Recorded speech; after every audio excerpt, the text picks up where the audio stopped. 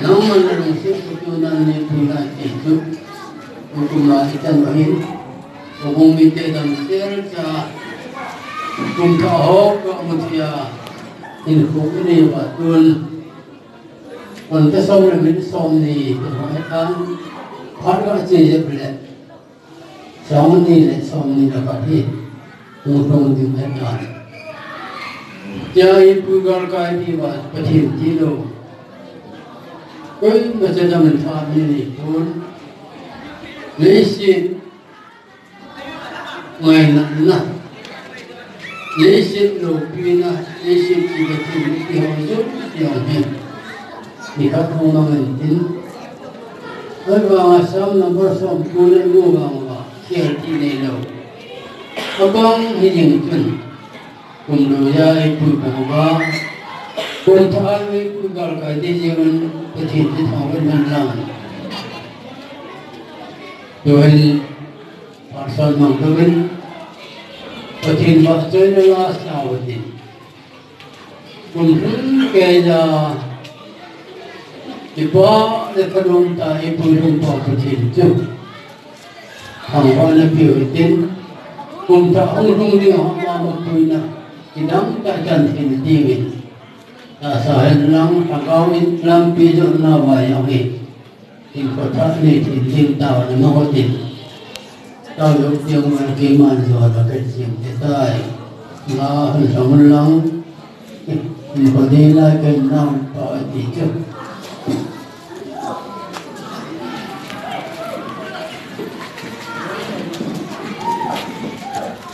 Ingkodila kayo Ang pahoy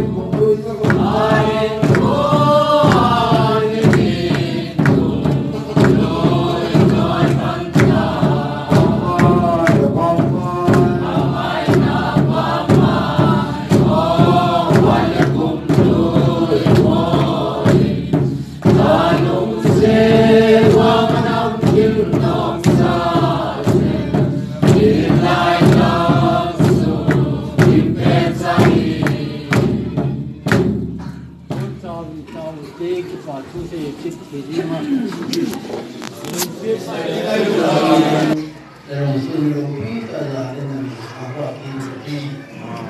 Tuhan kita kita kita tahu bukan Yesus kita bersunnah bahwa firman-Nya kalau yang itu punya tasun doakum rumah ibu untuk ayam kalau itu jadi yang ini saya kalau itu mana tu sebab ini hukum itu semua orang juta